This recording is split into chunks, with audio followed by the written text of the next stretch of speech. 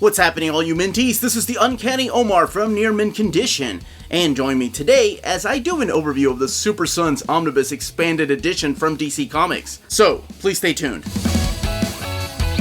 And welcome back, everybody. Yes, I'm an idiot. I decided to upgrade to the Expanded Edition from the original Omnibus that came out a couple of years ago. So, we're going to talk about what the differences are. Really, it's just the adventures of the Super Sons. But let's look at them together really quick. This is the original version that came out in 2018. And then this new version that just came out this past Wednesday. So the covers look identical, even the little blurb here from Den of Geek. However, they did add the artist Carlo Barberi, who is the artist of the adventures of the Super Sons. And of course, the color scheme is a little bit different. The color is now blue instead of white. Even the font of Super Sons is identical, except they added Expanded Edition, and then of course, the names of the creators are horizontal instead of vertical. The exact same pictures in the back. The font of Robin and Superboy are identical. All the blurbs, there's 4 blurbs right here, are identical. Different ISBN, but the font here is a little bit different, of course.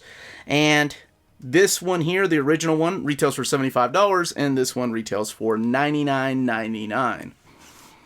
And under the dust jacket, that's crazy. That's the exact same design. You have the exact same design under the dust jacket. Of course, the new expanded edition is blue and the original one is white. And before we open this up, the only other big difference, of course, is the page count. The original one has 608 pages.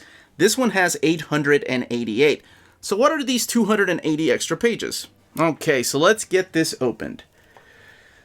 And this is just white bookend pages, and then here are all the credits of the writers and of course the artists that are working on this particular omnibus, Super Sons Omnibus Expanded Edition. There is an introduction here, the same one that was in the original Super Sons Omnibus by Peter Tomasi, talking about how the book came about, how the idea came about when he was working on Superman. And keep in mind, this is during the rebirth, the beginning of the rebirth years at DC. So Superman was coming out twice a month.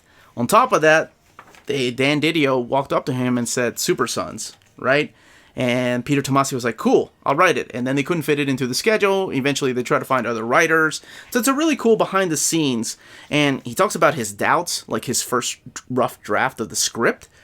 So let's talk about what this collects. And this new edition collects Super Sons 1 through 16, the original series, Super Sons Annual number 1, Super Sons Dynamut number 1, Superman 10 through 11, and 37 through 38.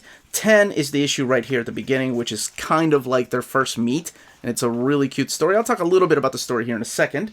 And then 37 through 38, it's a crossover with Teen Titans, so it also collects Teen Titans number 15, and it's like the Future Sons, or the Future Super Sons storyline. After that, it also collects the DC Rebirth Holiday Special number 1. And that is pretty much what's collected in the first omnibus. However, this adds the 12-issue series, The Adventures of the Super Sons. That's in here, all 12 issues, as well as part of the Robin 80th Anniversary 100-page Super Spectacular number 1. That's a long title. Not the whole thing, just some of it are collected in here. And all of those issues are new to this, and that's what adds the 280 pages to this particular omnibus.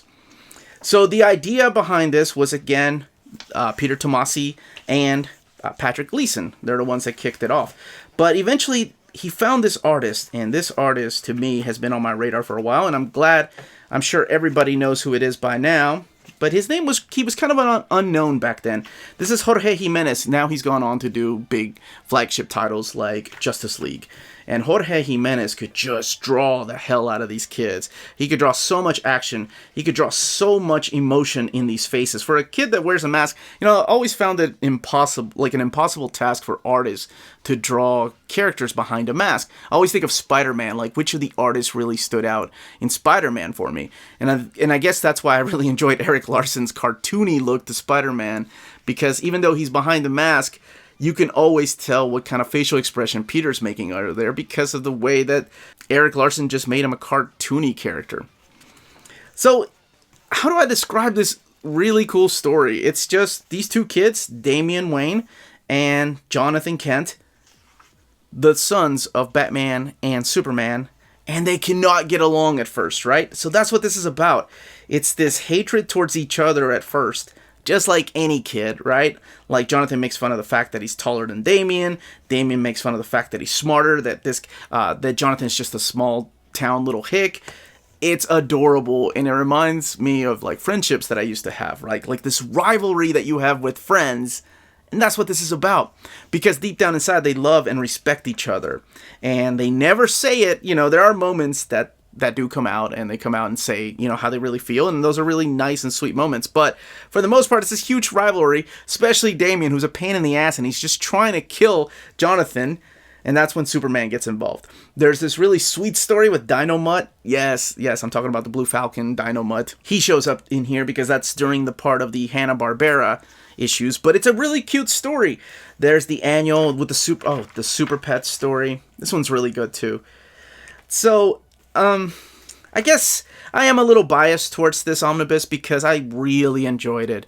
And I enjoyed it so much that when I had the Super Sons omnibus, I went ahead and purchased the digital copies of The Adventures of Super Sons because I couldn't stop reading it. So The Adventures of the Super Sons takes place literally after the 16-issue series of Super Sons and the beginning of Bendis' run on Superman. Not to give any spoilers away, but there are some changes that Bendis did to some of the characters that won't make any sense if you read this after reading his run. I mean, you could, but just keep in mind that this takes place immediately after the original Super Sons series. And The Adventures of the Super Sons is a 12-issue series. Now, this is all drawn by Carlo Barberi. And his artwork, it's a little more cartoony. It reminds me a little bit of like Todd Nauck or Humberto Ramos. That's what his artwork reminds me of. And there's nothing wrong with that because that fits the tone of the book. And yes, there's all these little mini characters like Ice Princess and Rex Luthor, who are known as the Gang. And it's just a fun story that takes place in the multiverse, right? So think of like Quantum Leap, right? There's a lot of throwbacks to 90s Superman, 80s Superman, 90s Batman. This is a really cute story, by the way. And of course, Rex Luthor, who's ridiculous, but whatever, it works. But all 12 issues of that, a lot of fun, not spoiling what happens or anything, but how did this not continue? How is this not an ongoing series? I remember doing an overview or the review of the first omnibus and just trying to push it out there to people so people would know about it. And then it eventually did. It went out of print. And that both makes me happy and sad because then not everybody got a chance to get it. But now everybody has a chance to get this expanded edition. Yes, I realized that it's $25 more, but you do get 280 extra pages, so think of it that way. Now, this is the way that the books or the issues are split up in here. So it's mapped properly, like every issue of the crossover event with the Teen Titans and Batman and Superman is supposed to be where it was originally when it came out. They don't tell you the issue number, but for example, this is Superman number 11, and this is Superman number 10. And you really wouldn't know that unless you knew ahead of time what was collected in here or had read the stuff before as it was coming out. But yes, that is Superman number 10. That leads directly into Superman number 11. Now, in the back, they do tell you, the title of the book, but they don't tell you the issue number. And there's also not any page numbers nor a table of contents. Towards the beginning, it's just the credits page and then the intro. And no table of contents. So, and no page numbers. Get a bookmark. That's all I'm going to say. Now, let's look in the back here for some extras. So we do have the variant covers back here. As you saw at the beginning of each issue is the original cover, but the variant covers are all the way back here in the back. A lot of them done by Dustin Nguyen. And they tell you the cover artist, John Boy Meyer. He had a really good Jonathan Kent cover where it's like a take on the death of Superman. Surprised they never got him to draw the inside. This is Dustin Nguyen, who did a bunch of the Paul Dini Batman stuff, who himself is an amazing artist. I think he did Little Gotham, like a little chibi-size Gotham characters. There's more John Boy. I'm trying to find that one. Yeah, that one right there. It's like a take on the death of Superman. That is really, really good. Of course, I'm not going to go, that's awesome. Okay, I can't flip through all of these, but let's look at some of the sketches, because I know they have those in the back here. This is not a spoiler, but this is the character named Savior. And then here are the gang.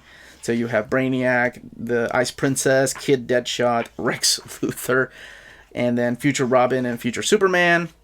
And then the pitch, the overview pitch. Now, let's look at the binding. Now, keep in mind, I've only properly opened up this omnibus just one time. It still hasn't had its proper read-through, which breaks a lot of the glue in. And speaking of glue, there's an excess amount of glue, and I think that's part of the problem sometimes with these DC books, and Marvel too. Marvel sometimes, that happens with Marvel books too, where the glue is just so much that it weighs the book down. So let me show you. So here's a splash page. We're about 300 pages in, and there is just very minimal gutter loss, and that's because of the way the book lays. So when you have a bunch of excess glue down there, this is what happens. And the more you open the book, the more you read it, of course, the more you show it love. It does stay down, but when you get it open at first, it wants to shut on you, both at the beginning. Oh, that is, I forgot to mention that. That is really cute. I like that. And towards the end of the book. Not badly, but just to show you the difference, here's the original one. And granted, this one is a lot, you know, it's got 280 less pages. But see, the lack of glue down there, it makes it easier for that inner spine to flex, so you have a proper eye, making it easier for the book to stay open. Granted, this one's had its proper share of reading. Like, I think I've read this original version twice. And this one here, I just opened it up when it came in. So that, as they say, is that. Now, you can still purchase this omnibus from our sponsor, cheapgraphicnovels.com, your online source for collected editions up to 50% off retail price. Cheap Graphic Novels prides itself on excellent packaging, so your stuff gets to you in excellent condition, and they have amazing customer service. Check out their bargain deals for up to 90% off cover price. And for all you Minties that are watching, if you're a first-time customer, don't forget to mention that Near Mint Condition sent you their way for a promotional credit on free shipping on your next order. Now, this is only for U.S. customers. cheapgraphicnovels.com, your source for the hottest books with deep discounts, customer service, and excellent shipping that will keep you coming back for more. And that was the content, the build, and the page count of this new expanded omnibus. And of course, the quick comparison to the Super Sons omnibus that came out a couple years ago. Please let me know in the comments down below if I'm the only idiot that decided to upgrade to the expanded omnibus, or if you also did the same thing. And if you've never read it, oh man, this is for real one of the best stories that DC put out through its rebirth years. Let me know in the comments down below if you read the trades, if you read the single issues, if you've never read it, you're going in blind. I'd love to know all those comments. Don't forget to hit like, subscribe, ring that bell for notifications. We can be found on Redbubble and on Patreon. Amazing ways to support the channel. We have different tiers on our Patreon, and all of that information is in the description down below. More importantly, all of you stay healthy, stay safe, and much love.